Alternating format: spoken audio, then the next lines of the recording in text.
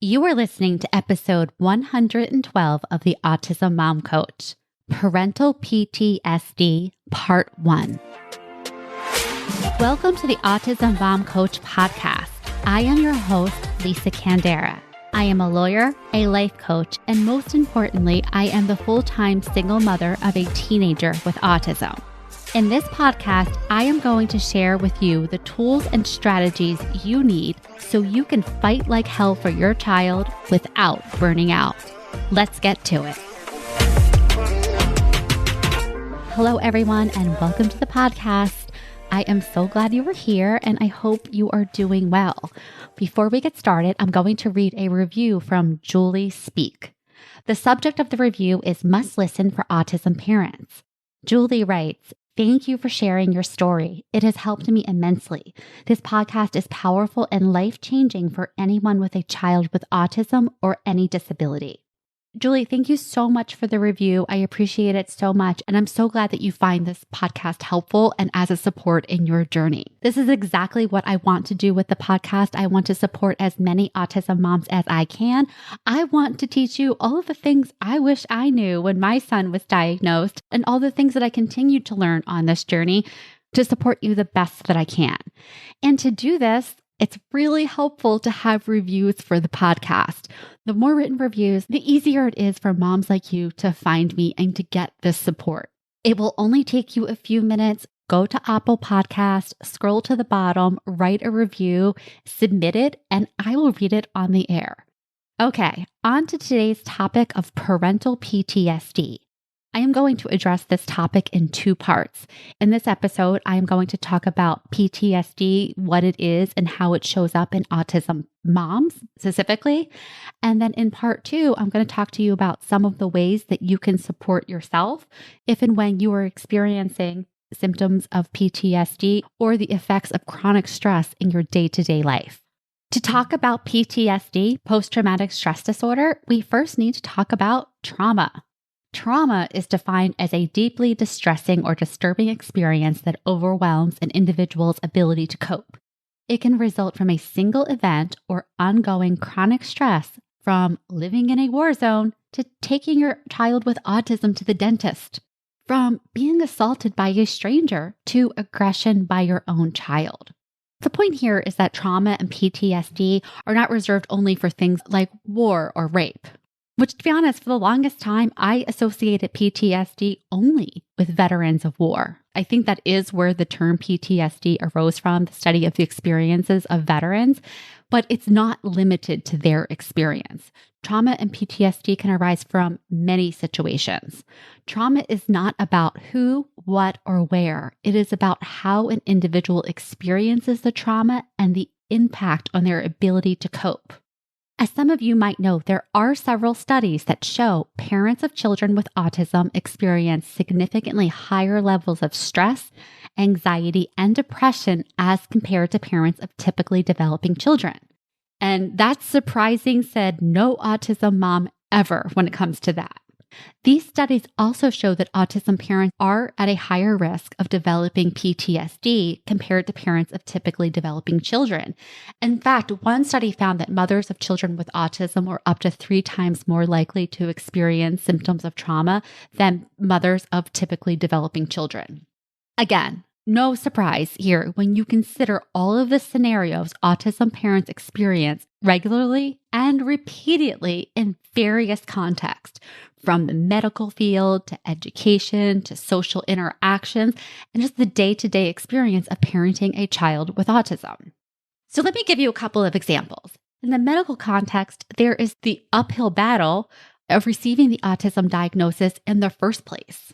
I talk to mothers every day who were put off, who were dismissed, who were told it was something totally different, who were told they were being overdramatic, who were told their child would grow out of it. These mothers were having a very specific experience, a very specific observation, and were being told by other people, no, you're wrong. That in and of itself is a very jarring experience. And then there is the experience of receiving the diagnosis itself.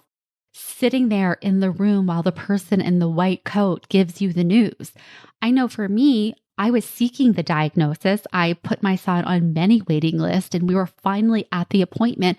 And there was something in the back of my head saying, they're just going to say it's a speech delay. It's probably just a speech delay. It's probably not. But it was autism. It was for sure autism. And hearing those words and time standing still and just going blank at the same time and just knowing your life was never going to be the same again, it wasn't going to be anything like you imagined, is a very jarring experience.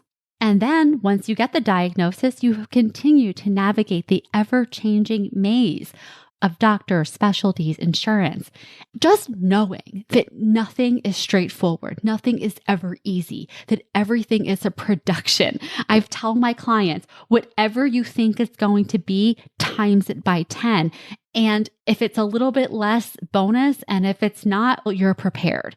That is the nature of being a special needs parent. In the educational context, for most of you, I just need to say the 3 letters IEP and your stomach clenches. Advocating for your child's educational rights and accommodations day after day, year after year, with ever-changing staff, principals, case managers, and schools is exhausting, and it can be quite traumatic when you are listening to people telling you all of the reasons that your child is behind, all of the things that they're not doing, all of the ways that they're not measuring up, who are denying your experience, saying things like, oh, that's not happening in school. It must just be a home thing. Or just like that feeling of being helpless and unsupported when you're asking people to help you and to help your child and they're not doing it, and you feel like they are holding your life and your child's future in their hands. It's a horrible feeling, and it's not a one and done. It happens repeatedly.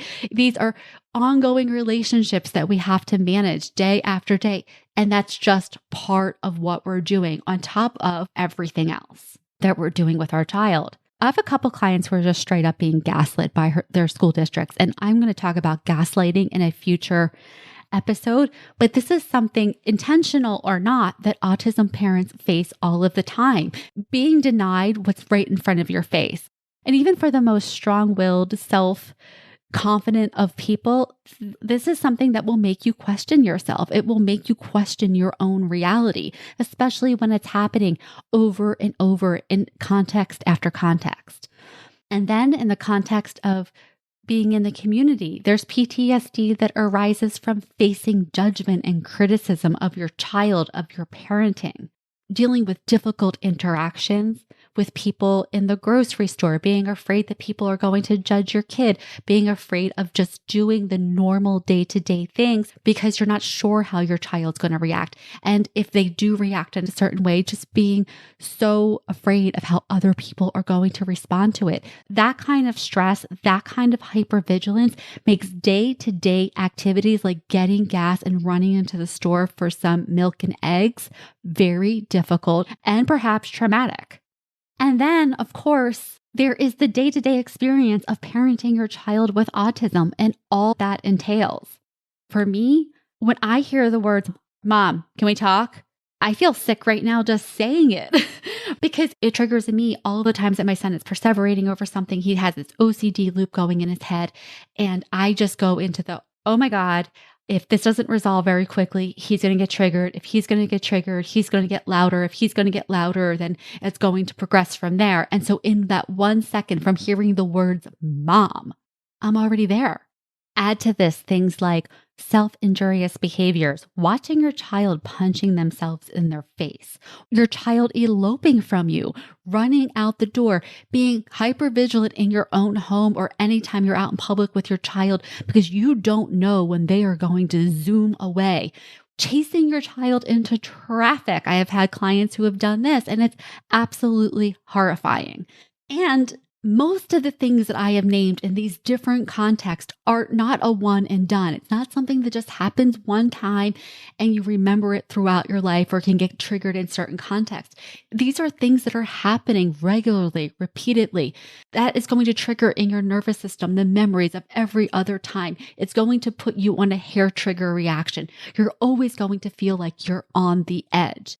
And so these are just some of the contexts in which the trauma can arise. And so the fact that this stress, this trauma is chronic It's a little bit different in the way I think about it from post-traumatic stress disorder. The idea of something happening at a fixed period in time and being triggered thereafter, because this is happening on an ongoing basis. And this is what is actually referred to as complex PTSD.